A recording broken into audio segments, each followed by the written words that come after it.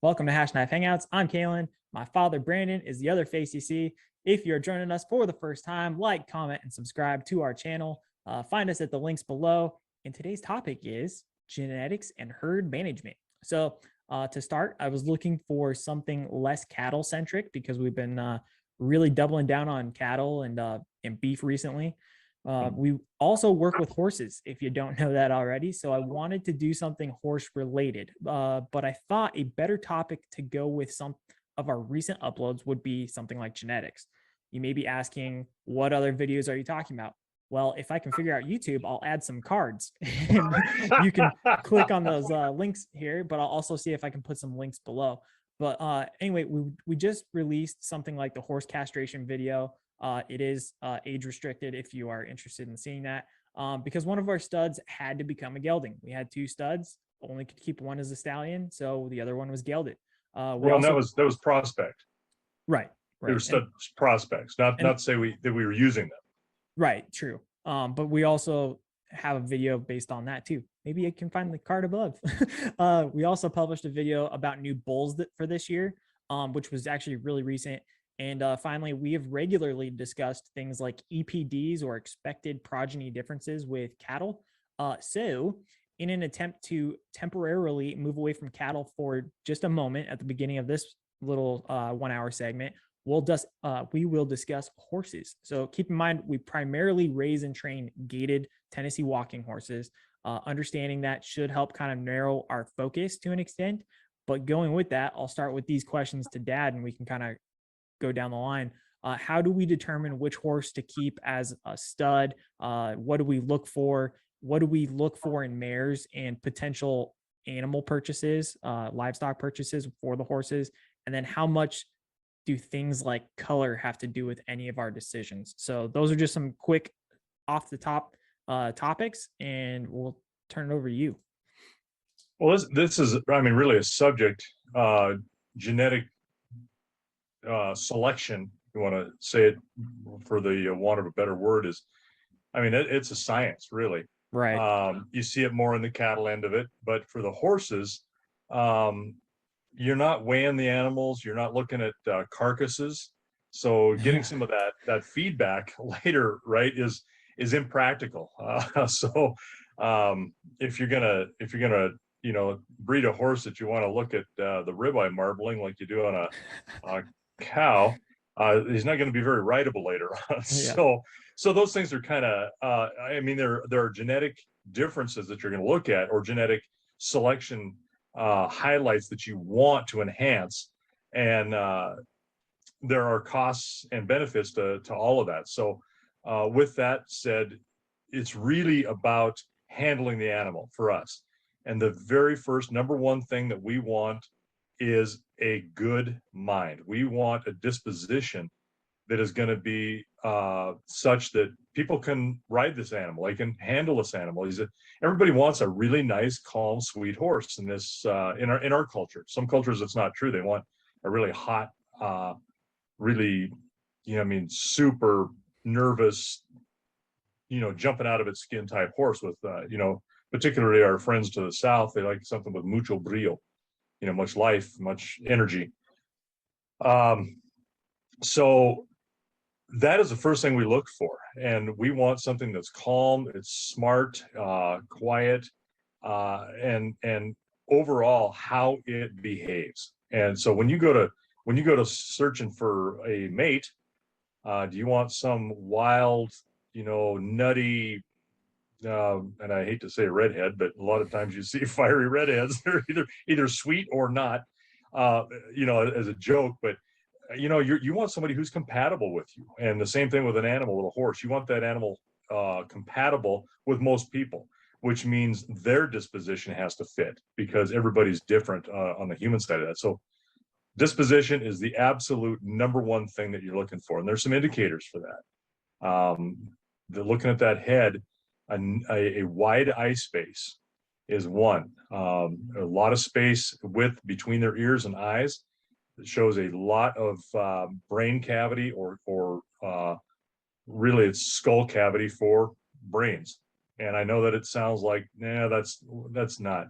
Well, guess what? When you look at enough horses, There's been a It correlation for is sure. a correlation, absolute I correlation. mean, that was this Um, summer when I was visiting too. We were looking at some horses, and I made a comment to you. I was like, "Hmm, went for color on that one." And he's like, "Yep, yep. because there's not much space between those eyes." And that kind of goes to our other point too. Is sometimes you can breed the brains out of them by going for something specific.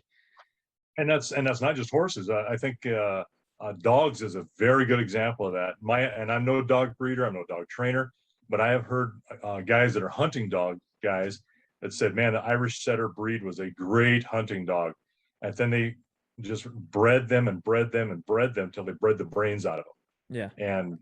And uh, I think there's not just them, but there's other breeds and other animals that we species that we play with as humans. And same thing, when you start selectively breeding for one thing, you may end up with something along with that characteristic you're looking for that's not quite as desirable. Um, an old guy lived near us talking about uh, polled Herefords or polling cattle when you breed to take the horns off of them. And he said, you know what? You breed those horns off them, you breed the ass off of them. They're thin of the Hmm, hip.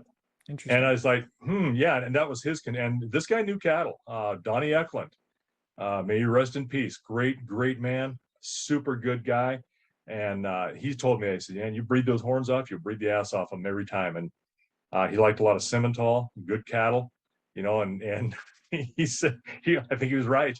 I think he was dead right. Because after that you start looking for things, like that, and you go, "Wow, look at the narrow hip on that." Yeah, I think he's right. Yeah. So anyway, It's also interesting. I think that's a kind of a conversation in itself. Is certain breeds. I mean, we're kind of getting down cattle a little bit, but I mean, it goes with both horses and cattle. right, That it seems like different breeds or different genetic dispositions. So for us, it's gaited horses, but then it could be a quarter horse, or then it could be further, a draft or a light draft horse, something that's happening with each specific breed, or like you're saying with cattle, between those different breeds, that you breed for one thing and it changes something different. And then you do breeding for that very same thing for another breed, and it changes a totally different aspect of their body or conformation or something like that. That's kind of curious. I don't know why that's that way, but it's an interesting observation, I think. well, yeah, and that's where we've talked about heterosis before. And when you're breeding for something, and let's say you breed for heavy muscling in your horse, Yeah. and you breed for heavy muscling in your cow. Okay, that's fine. How long does it take to prove that heavy muscling, that your crosses have worked in your cattle? Well, you can see it in one generation, that first year as a yearling, because if you keep that as a replacement animal, and you're like, okay, I got a heifer now that shows that. Is there something undesirable there? Yeah, that one's. I'm seeing some bad feet in some of these. Okay, you get rid of those cattle, and you only keep the ones with the good traits. So the ones that have the bad traits, you call them out right away. Or Same thing with a or we've also horse, had but the other ones too, though, right? Where they looked heavy at first, and then over time right, you're like, oh, it's heavy, but it's a dwarf. right, There's a that reason can why. happen. Yeah. A good example of that is when we were in Gettysburg, and we went to President Eisenhower's little farm there he had, and they showed pictures of cattle that he was raising and that he was changing genetics and looking at stuff. And I'm looking at these pictures, and I'm like, man, these cows look dwarfy. And I finally asked, and he said, yeah, the problem is they had dwarfism. He continued to raise them, So it's like, there you go, looking for one thing, getting it, but also getting something that's not desirable. So my point to the cattle is you can see those changes fairly rapidly within a year to year time. You call for the best part of that. So you want the heavy muscling and everything else that you want desirable with it. You find something that's not desirable, that animal shouldn't be bred. They should go to slaughter, to be quite honest, in that species or what you're doing with them in your program. When you do that with a horse, you may see something there, and especially when you're looking about disposition, and disposition is something you should look at in all of your things: cattle, horses, dogs. You don't want something that's mean, wild, Right. crazy. So you're always going to look for that too. But sometimes you can see that early in a horse. Sometimes it takes a while, and if you're not training and raising these horses until they're 3-4 years old, it takes a long time to see, a much longer time to see whether or not your genetic crosses that you're looking for is working or not. And then if there's something bad there, people get emotionally attached to these animals. Oh, right. And they're like, oh yeah, but I'll overlook this. I can't tell you the number of times somebody has had a mare that is just snotty, nasty. They can't ride her. She's no fun to ride. And they'll go, oh, well, we can always breed her. Yeah. Well, we had that conversation. What'd you do? We've had that conversation multiple times too. Said that this colt should have never existed because that mare should have never been bred. And it's simple as never that. bred. Yep. And then people think, oh, I can always breed her. They don't want to let go of them. They have value there. So they're going to try to get the best they can out of them. Well, you're going to pass on some of those traits, potentially, probably.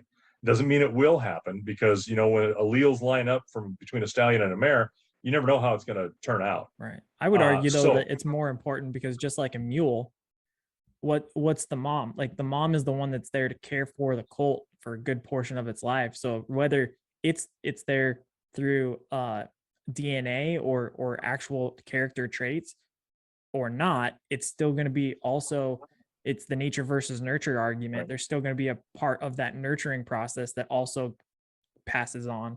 You know, I mean, I think there's a reason why a lot of the horses that came out of your brood mare tended to be towards the top end of the dominance chain, because they saw how she interacted with other mares while they were growing as colts. And they're like, oh, this is a norm. We own the pasture. We are the bosses here. We know how to work the system. And there's a reason why them and her grandson, Braden's horse, is still towards the top, and they're aging old men. No, that's exactly right. And you're going to have genetic predisposition, but you're also going to have modeling.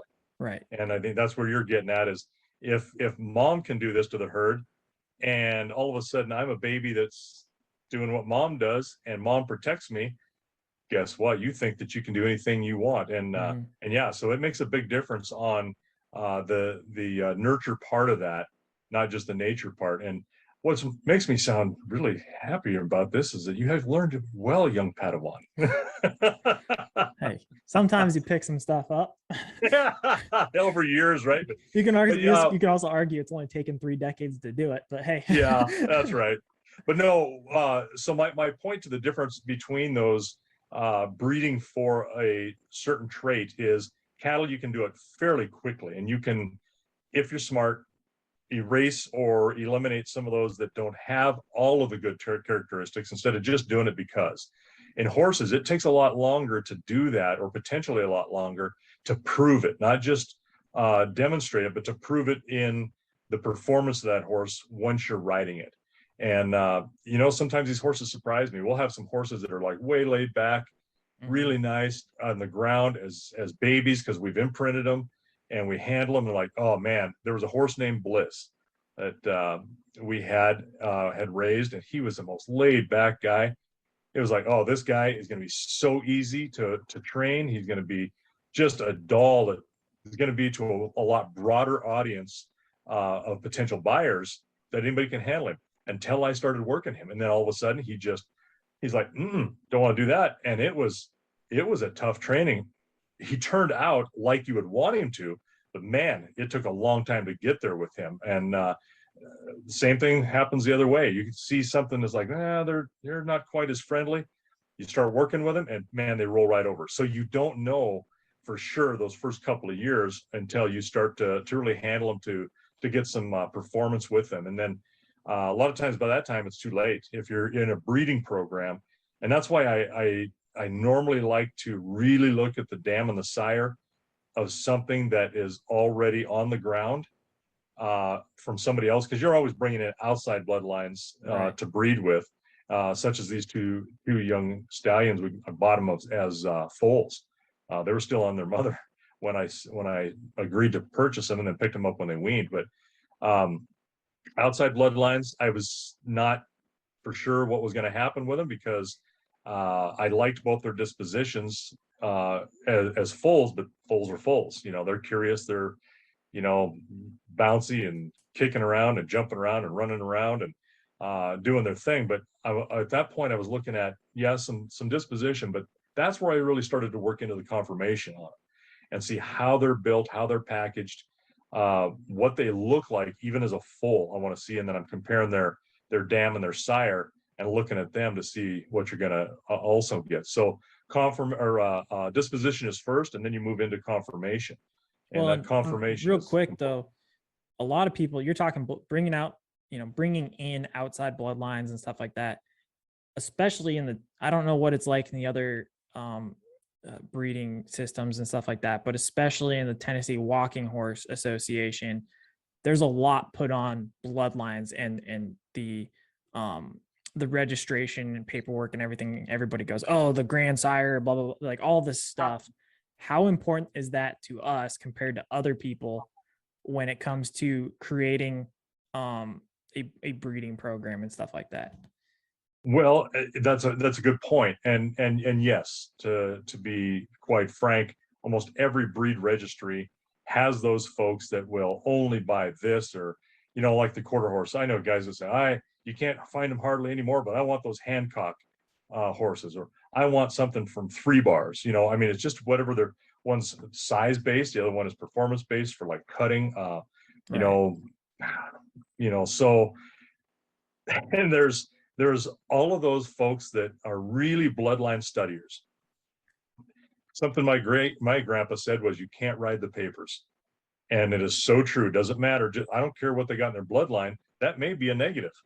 You Mm-hmm. don't know, especially mentally. And that disposition wise may be a problem. Some horses are like that. They got a horrible disposition, but man, for their conformation. And that's where you look at, when you don't have everything just perfect, you're trying to line those up, and you got a mare that's really laid back, and you go, okay, she's going to go ahead and nurture this colt. That colt doesn't know who his daddy is. I Right. hate to tell you that, but they do not know. That mare is something that's a stable in their life from the first time they take their first breath outside. And so if that mare can form a little bit of that disposition outside of the genetic portion of it and change them a little bit, that's what you're looking for. That mare and stallion have equal genetic influence on that horse, but that mare has the edge with being able to nurture that colt along. So with that, then you're watching these papers, because papers can give you an indication if you know that individual. Doesn't necessarily mean that bloodline. Is like, okay, what did that individual, what was he like in that line? What kind of horses did he produce? And there's some that were like, yeah, you want to kind of stay away from that whole line. Doesn't mean there aren't some great horses in there that you would miss and be exactly what you want. But that's the whole thing about genetics and how they line up and how they can differ. So it gives you a good indication. There's some breeds that are that way. I mean, there's some breeds that are hot as hell. Some lines within a breed, say Egyptian Arabs versus Polish Arabs. Big difference. Yep. Big difference in those lines. So not that they aren't still good horses, or you're usually really smart horses, but the Egyptians can tend to be a little bit hotter horse than the Polish, but doesn't mean you don't have some laid back ones and some hot ones, and the opposite either. So look at those individuals. Quit writing the papers unless you are catering to those people who strictly look at papers. Yeah. I mean, so what's your niche? Yeah, exactly. What are you looking at? What do you want? But you got to be able to weather the consequences of that decision too, possibly. So it's there's risk and reward in it, and that's really where it is. But your program, I think, in the larger scheme of things, and I think that's proven well for us. And I think our horses are priced very, very reasonably, especially in today's horse market. It's amazing what some of these horses are bringing with no training on them. It's like, yeah, that's crazy. Why would you I've do seen that? some people on Twitter actually with minimal training and a standard, quote 30-day training, they're pulling in 10 grand on a horse. I'm like, yeah. And that's for a standard quote using horse, like what we would provide. It's something you could drag some cattle on. They may or may not be able to pack. Ours can pack. And that's like packing manties and panniers and stuff in the mountains. But yeah, it's a crazy how how pricey they can get, and people they're willing to pay it. I'm like, man, that seems a little ridiculous to me, but hey, it is what it is. Well, you gotta realize the problem with reputations out there too is there are a number of trainers, breeders that are like used car salesmen. Yeah. I hate to say it, but it's true. And there's a bunch of them that are opportunists that'll take something and buy it through a ring and try to put some Flip it. handle on it, and 30, 60 days later turn it around in that arena where it'll do some really nice runs, stops, turns, and handle nicely. But go out there and get them on a cow or out in the open and see what happens. And I mean, you see that time and again. Now, it doesn't mean there aren't some really good guys doing some really good work on some of these horses, because there are. That's the nature of it too. And you got some good solid car salesmen out there selling some decent cars and staying in business doing it. Others are fly by night. So it seems like every business is the same way. And I'm not pointing fingers at anybody. It's just the way it is. It's the way it's always been. Yeah. Now, the other thing too is, we've talked about the breeding program, and you started it, but I pushed you to the side for a second. Specifics for what you look for in a sire and a dam. I guess start with the sire, because we're able to utilize them on far more colts than we can the mares. But what do you look for with them, and then going over to the mare? What do you look for in them? Yeah, that's a good question. If you're gonna breed your own and you're gonna have a stallion that you're gonna have around for a while, you want to be damn picky, and you need to look at a lot of horses and try to find something. I like to try to find something that was proven, and that's what I was trying to do originally, was find a younger stallion, 2-3 years old, maybe I would even went with a 8 or 10-year-old stallion that had been proven. See what these colts are like. That's an easy one, but guess how hard they are to find. Well, they're probably really hard, because if they've got a good proven one, they don't want to let them go. They don't want to let They'd them go, rather or make if money are. off of the breeding sale and say, hey, Right. charge this much per year and you can come get your mare bred. And unless you're doing that for a or getting out of it because of a divorce, or you're getting too old to do it, or you can't find trainers that you trust anymore. I mean, there's any number of reasons that people do that. Look how many times we've been asked to train for people, Right. for other breeders, and I mean, you can only train so many horses. You can only do so much and not slip in the quality. And as a business decision, that's also, I argue, it's a bad thing, because then what happens is they live off of your reputation, in my opinion. Well, and that's happened before. I mean, I've had people look and really be looking at a horse to buy, and then they'll call me and they say, hey, wait a minute, did you train this horse? And he'll tell you who it's from, and you go, yeah, I did. And he said, what can you tell me about it? I said, well, I mean, have him show him the video, what he's like. And you're like, oh, well, why wouldn't I just buy this horse from because you've already trained it, it's ready to go, and instead of waiting for one? Like, that's up to you. And so, yeah, our own training on other people's horses have screwed sales for us. But you know what? We sell the horses anyway. But it's just kind of ironic, how you train yourself out of a sale. So in a way, that's a good thing too. There's nothing wrong with that. Your reputation is what sold that horse. So some other breeders have had me train their horses, because when they really needed to get a horse sold, they couldn't turn out the horse like we could. So they bring them to us, pay that training fee, and then turn that horse over and make a little bit of money on it. Not as much as they would by doing it themselves, but then again, they don't have the quality of performance out of that horse on the training end of it. So for the stud, I am looking for that mind. Again, I want that nice, calm disposition if I can. Something that's easy on other horses. He's not crazy. And there's some crazy ass studs out there. Yeah. Trust me. I mean, there's some wacky, they just don't have a good mind. And may have a great conformation, but again, that's what somebody else is going to be dealing with. I want to have both. I want to have a great conformation along with that great mind. And by conformation, I mean, I want a back that's not super long. I want a little shorter back. With a cow, I want a long back. Right. It's all about how many steaks you're packing on that thing.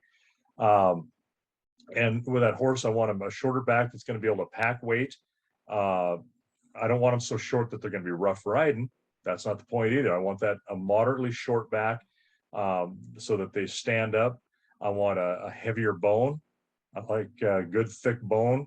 Looking at the slope of the shoulder and how they pick their foot up. Are they picking their foot up high and setting it down hard, like in a trot, or are they sweeping their leg forward? How efficient is their walk going to be? I'm also looking at, the heaviness of the hip. I want some flesh on that bone too. Most of our gaited horses that you see, especially in the arena or show type venues, are very thin boned horses. They wouldn't hold up to what we need to have or what we expect our horses to do on long rides, working some cattle, going in the mountains, putting 20, 25 miles on a horse in a day, pulling a pack saddle up some steep terrain. You need those horses to be able to hold up. So we try to build them or breed them. I call it building a horse, but breed them with heavier bone, some good solid muscle. I want them really in a way to look like or similar to a thinner, or not, shouldn't say thinner, but a leaner quarter horse. And we've done that in a lot of cases where people can't tell the difference between our quarter horses with a nice head. We really want an aesthetically pleasing head on them with a wide eye space. And then, we've had friends of ours that they've never been on a gaited horse, but they can tell you everything about them that's bad. And of course, I ride all kinds of different horses for people, train gated, non-gated alike, and I'll ride up in there and he'll give me crap about, hey, there's one of them stupid walkers and they can't do anything. And like, okay, and then next time we'll ride a quarter horse. Oh, by God, at least you're on a good horse. Then I'll walk in on one of our walkers. Oh, you're on a really good horse again, finally. And then when I leave, I'm putting them up in a running walk and, hey, look at this. And they're like, oh, so they can't tell the difference. That's really what I want to see. I want to see that horse move to see how their movement of their overstep is, meaning where they plant their hind foot in motion compared to where their front foot is lifting off. And so most non-gated horses will cap their tracks, or their hind foot will go in the same spot where their front foot lifted out of. In our walking horses, like we want with some good efficient speed, which is just taking a longer step, and that's putting that hind leg well far forward where that front one picked up from, called an overstep. And I know it's visually, maybe it's not as easy to follow if you saw it. And I mean, there'll be one day that we put some gated videos on here, but we're not there yet. But yeah, we'll show people eventually. But yeah, it's just essentially, if you were to have four legs on you, your front leg gets on the dirt, and then you just step over that original boot print. That's all it is. And it can be short as kicking, like an inch or two, or it can be as long as a couple, 3-4 inches. It just depends. And I want that horse. I want to be able to see. My preference is when I see that horse move into anything other than walk. When they're walking, I want to see what that overstep looks like. I want to see how they're picking their feet up, if they're sweeping those hind legs, or if they're picking them up high and setting them down. I want to see that difference, how they're going to move. And so I want to see a nice overstep with a long sweeping gait on that, especially that hind end, because that's got more of a lever to it. And then on an intermediate gait, I want to look at, it doesn't bother me if that horse trots. If they trot, that's great. I also want to be able to see them pace. If they can pace, which is a polar opposite of the trot, where the trot's the 2-beat diagonal gait, picking them up and it's rough. I want to see also that they move laterally, the front and the hind leg together, kind of like a camel moving, right? Where they kind of move side to side from both legs on either side. If they'll do both of those things, I know that I can adjust them and support them when I'm riding them into a right in the middle of that where it's your running walk, which is an even 4-beat gait. And you can do that. That's what you're looking for. That's perfect. That's what I want to see. I want to see I want to see larger feet. I don't want to see double-aught sized small quarter horse feet, and that's part of the problem with some of the lines of the quarter horse breed. They've bred them so that they have these nice small petite feet. Well, guess what?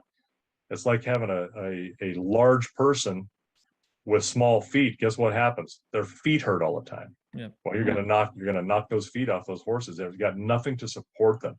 So I am happy to see a number 1 shoe, even a number 2 shoe on a horse that's going to have decent feet that don't break. I don't want those white, caulky looking feet. I'm okay with a white foot as long as it's pink and pliable, and it doesn't break up. But you prefer the blacks until you go to trim and shoe them and Yeah. it's dry out.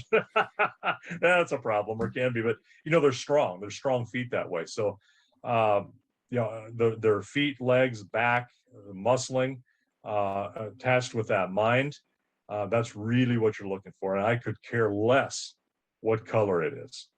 And we tend to be fairly heavy to blacks and bays in the Tennessee walking horse world, but people have bred for other colors, and you see that. Just as you mentioned, we saw a horse here not too long ago that had very, very narrow eye space, and I have trained a number of horses that way that were bred for color, and their dispositions were kind of flighty, spooky, just they don't reason well. You can get there with them through repetitive training, but something new, you better have that training there, and they trust you in order to be okay.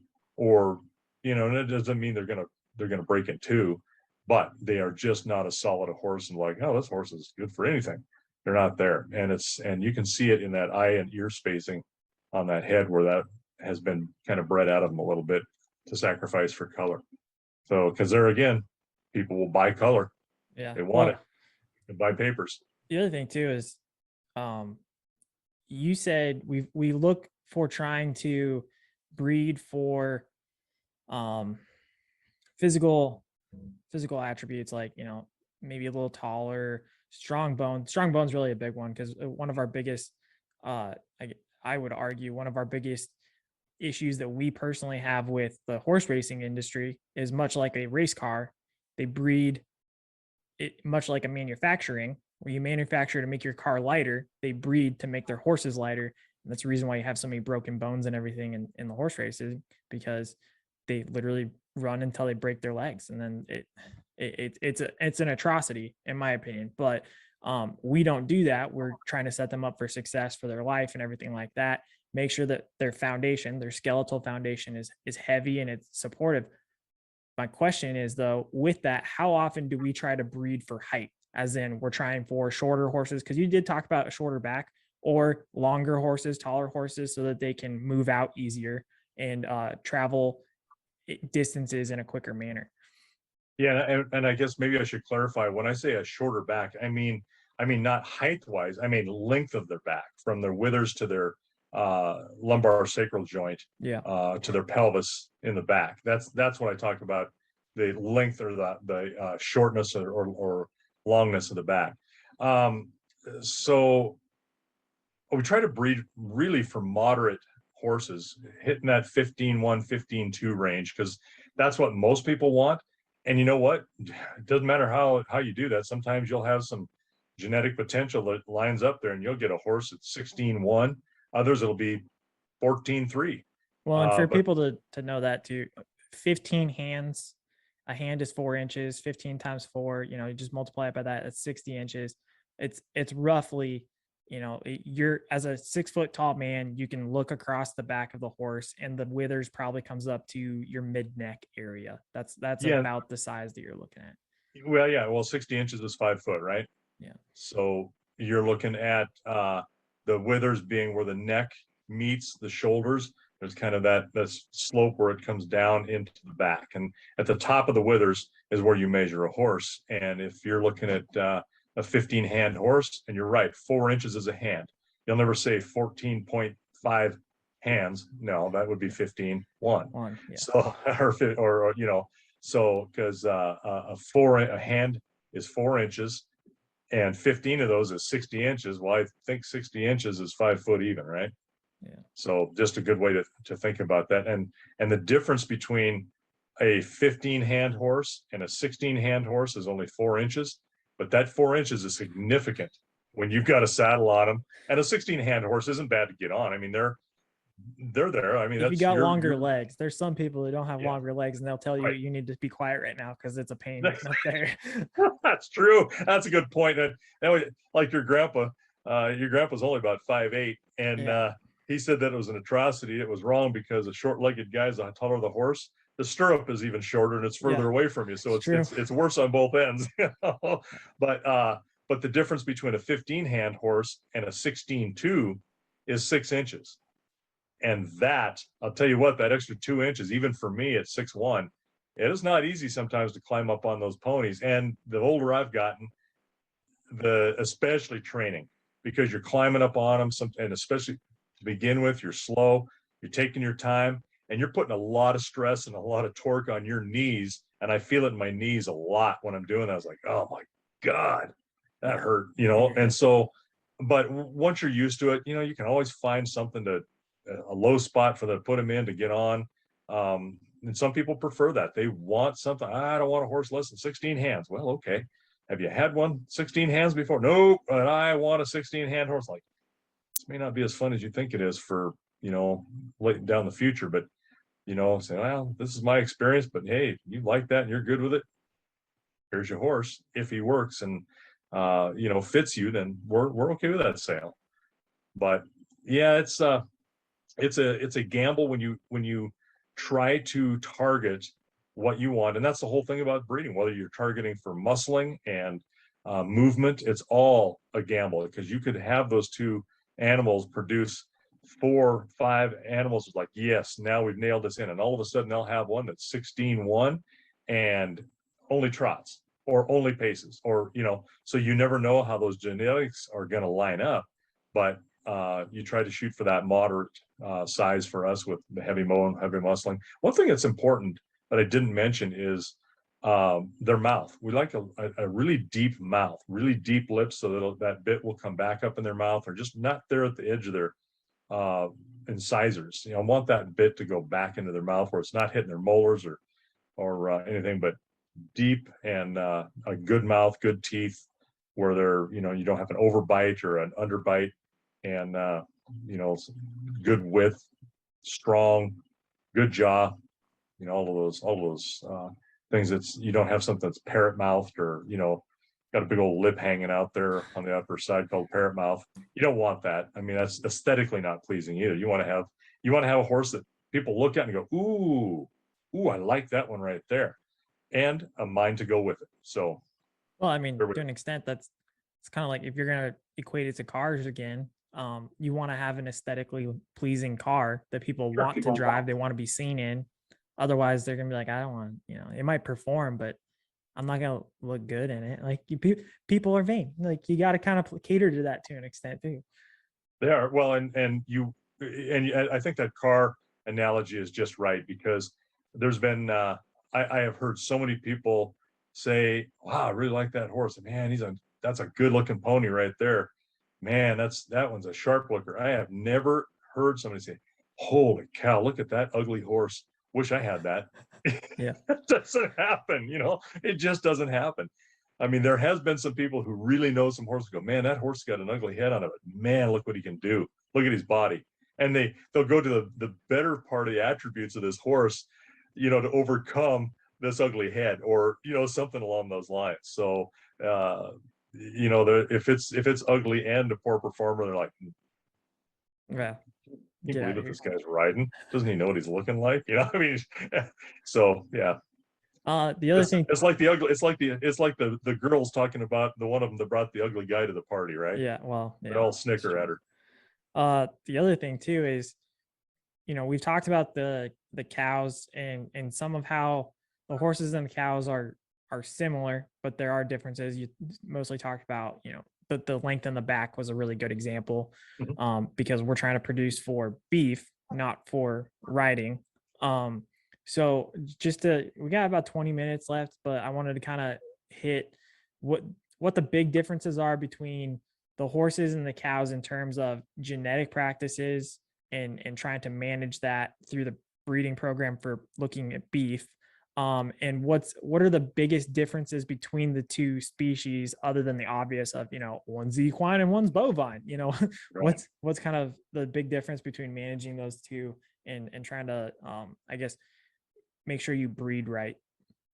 Well, that's a good question. I think the best way to put that is, when you got a mare and a stallion together and you're trying to hit a target, you've got a single bullet hole in that target. Right. So you're trying to That's a narrow good that point. in. When you've got a a number of bulls with a number, or let's just take one bull, and you've paired him up, let's say, to 20 cows, which is a really high bull to cow ratio. I mean, you got, that's not a lot of cows for one bull to cover. They can do many more than that. That's what we like to try to hit, 20 to 25 max. You've got now a single target, what you have as what you've got for desired traits, but now you've got 25 holes in that target. And are all of them going to hit the bullseye? No. Some of them are going to hit the bullseye. Some are going to be out a little further. Some are going to be completely off the target. So you're managing those traits because they're not individual with individual. They are individual with many individuals, and you're going to have a larger variation. But if you can tighten that up where you're being very, very selective with your cows, we want a blocky body, thick, heavier front end on them with a thick, heavier flank and hind end and a long body. That body style, that when we call them blocky, thick and blocky, if you can have those as the majority of your cows, or if you can get them all that way, and then you choose a bull based on his EPDs, because we're not chasing the EPDs on the cows. We do if we buy an outside cow. Yeah. We're looking at this. I was gonna say most of our cows are not bots. There's no way to do that unless we take them to like a research facility of some sort, or have somebody professionally map out their genetic codes and stuff like that over time. It's not worth the time. It's not on a commercial herd. So what you're doing is you're building for phenotype, and you're watching what that offspring comes out to be. So that's really what you're looking at. And then you're buying your bulls, you're buying the best bulls you can, hopefully, because EPDs are no guarantee either. Right. They're expected progeny differences, not guaranteed, or they'd be called GDPs, right? Well, it's also, I would also say it's a good way of comparing it to football statistics. Just because a player has produced these really good numbers, that's not just football, it's any sport. Just because a certain player has produced these statistics, season after season after season, we can look at Tom Brady. Everybody says he's the greatest of all time. Okay, let's accept that as a fact. He is the greatest of all time because he's been putting up these numbers, these stats for so long and winning, right? But at some point, no matter whether you're the greatest of all time or not, your stats will tank because age, it's a thing that every single species on this earth has to face. Age takes over. So there's a certain point where all of a sudden your statistics could be good the entire time, but eventually they run out. And it's a matter of life. Well, and I think that if you equate that to humans, let's take a look at the human species and age. The older a female gets, because she's born with a finite number of eggs in her body. Yeah. And as she matures and those eggs mature monthly, and the older she gets, over 40, the higher risk for genetic issues with offspring. Say a big one of that is, say, Down syndrome. That can happen certainly with younger also, but it's more predominant because of the age of the eggs, the environmental damage. I mean, what kind of radiation are we taking? Right. Just on a normal, and I'm not talking about it, some kind of environmental stuff. I mean, we have all kinds of alpha gamma rays, all kinds of stuff all the time. Does damage to the eggs over time. So yes, you start to get that to happen. And as you age, your body starts to break down, and you cannot produce and then sustain an offspring like you could when you were in your prime. At say, for a cow, 4 or 5 years old is really nice. With a female human, 22 to 25, I mean, they're in their prime. They can do anything. So you start to deteriorate a little bit in your ability to sustain something, and especially if they're a mammal drinking milk and depleting your bones, your calcium, all of the things that go into supporting that animal. Over time, you can't recover from that. So it's exactly the same way. Horses, absolutely the same way. Of course, we're not breeding our horses year after year after year. We give them breaks. We manage these horses a little bit so that we're not breaking these mares down. They'll have a colt a year off, have a colt, have 2 years off. So we're not doing like the a puppy mill type of breeder. We want sustainability, we want long term, but we try to take care of our animals. So Cows are a little bit different where you're doing that year to year, but yes, you start to break down a little bit, and then that's when you start to cull your herd. But you're also going to have your replacements that are going to be your bulls that you've chosen along with the cows that you like, and you continue that on, and then you don't breed back to, of course, those bulls.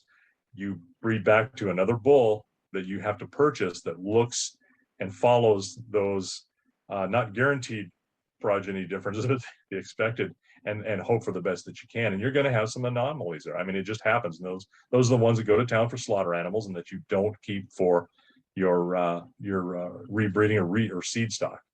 Well, another thing too is you brought up the bull to cow ratio earlier, and then I was just thinking, because you're right, we're not a horse mill like you said. If you were to breed horses how we do with cattle, in the sense of like mass production and stuff like that, we do 1 to 20. Other people do higher numbers. I've talked to other guys, and some of them will even reach to 1 to 35. They're pushing limits there, but that's a risk they're willing to take and whatnot. We this year, I think the stud only had 4 mares. Was that correct? 4. So if you were to do like a horse mill, or not necessarily a horse mill, but you're doing a mass production of horses, you have the trainers available to produce so that you can just start training them year after year after year and sell them quickly. What would be the horse or the stallion to mare ratio? I'm curious if you know that. That's a really good question, because the difference is, let me go back a little bit. We go to a 1 to 20 ratio on our bulls, but that doesn't mean that we know that which bull bred which cow, because we'll have 4 or 5 bulls in with all of these cows, and they can be bred by anybody. So we don't know. We're not AIing the bulls, and there are many, and that's how you get the EPDs, that you know exactly which bull is paired with which cow, and do it that way. Same way we know with our horses, because we're not going to turn 2 stallions loose in a herd of horses to do that. So that whenever we breed, there is risk to injury to that stallion or to that bull. One bull is breeding another a cow, another bull. I mean, it's competition. They will and can, and they'll knock another bull right off of that cow while they're breeding and break his penis. That happens. So that can happen. It does. And so you're constantly watching those animals. So it's a risk that you may lose a bull. Same way with a stallion. You have enough mares paired with a stallion. Some of these mares aren't necessarily receptive right off the bat, especially when they're starting to come into the heat, and that stallion can detect that, oh, this mare she's coming into estrus. I can breed her. And he's like, well, sooner's better than ever, and they kick him off. You can break a leg. So the more mares that you breed, the higher risk there is, unless you are artificial inseminating. Again, and that's something we don't do. We naturally breed, we pasture breed. So there's that end to it. So just so that people understand that, you could easily breed a stallion with 15 to 20 mares naturally, but higher risk again. Yeah. He would be working hard, very hard. That's also how they lose weight too. They naturally lose a ton of weight in the summer because studs move a lot. But then to have that many mares, I could only imagine that he would probably. What would you suppose? Couple 250 in poundage over the course of a year? Yeah, it depends on the stud, depends on the conditions of the grass. Yeah. I mean, and all these things, some of these guys that are raising cattle and they're pairing 35 cows to a bull, they may have a very small pasture with a single water source with super good nutrition in their grass. Here we have good grass, but it's also large prairie. You have to have a lot of ground to cover it. And if you've got a larger water source, they may not be meeting these cows all the time.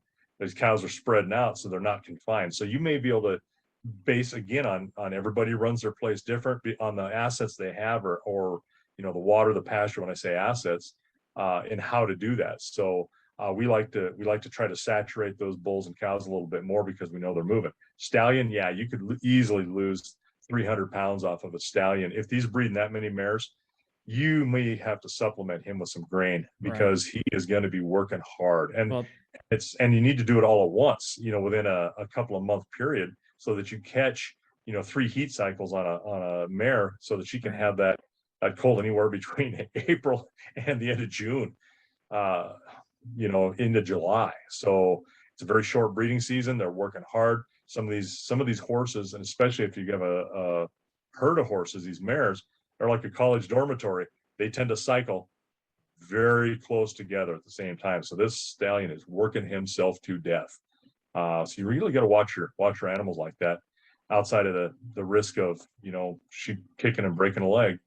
That's a horrendous thing, but it's an absolute risk that can happen. Well, I think it's just important for others to understand that, you know, you look out for the care of the mare and whatnot, but then there's also the stud, because like you're saying, you know, people could come and see that stud and they think that you're either not providing him the proper amount of feed or something, and it's not the case at all. It's just nature taking over, you know. But then the Well, other thing yeah. too, it's I think a lot of the times there's also involvement of colts in the process, and how do you protect the colts while they're being bred? Well, sometimes that's a problem too, and we've had issues that way. So, a larger pasture is better. The one thing that I think a stallion works harder than a bull does, because a bull's like, she wants to wander off. Okay, I've already checked her out. She's not in heat yet. But a stallion will keep those mares together. That's a band for him, and it's a competition thing. And they just naturally, they will run themselves ragged, keeping these mares herded and moving where he wants them to go, where a bull isn't quite as aggressive that way. So that expenditure of calories is huge on a stallion.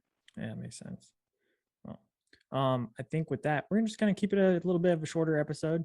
We went over genetics and how to manage the different herds and the breeding programs. Specifically looking at, with us horses, it's going to be physical traits to enable more smooth walking, because we do gaited horses, also disposition and frankly mentality in general. And then looking at cows, it's mostly how many steaks can we get and how quickly can we do it. Yeah, how much weight can you gain in that small amount of time? Yeah, it'd be great to hit that, you know, 3 pounds a day per day on your calves graining them, but or you know, on grass. But 2.5 pounds, if you can hit that, you're doing pretty dang good. But it's all about that too. It's the maintenance and how much energy they expend, but how much meat they put on their bones. So you know, same thing with our horses. We want that horse to be able to do a little bit of everything. They're not a show horse. This is a horse that you can get on them, and you can bring some cows in. You may have to drag some calves to a branding fire. You may have to just go out, walk through them nice and quiet, you know, not upset things. Next day, you might throw a pack saddle on and go in the mountains for 3-4 days. Or you come back and you go, oh crap, you know what? We haven't done this in a while. Let's put them in front of a cart. We need to drive this horse so that they have the capability of doing that. We need to skid some logs or skid some poles or something. I mean, we want to, like you say, a using horse. Your grandpa and my dad said that for years. We want to build a good using horse. That horse is usable for anything. And you're right.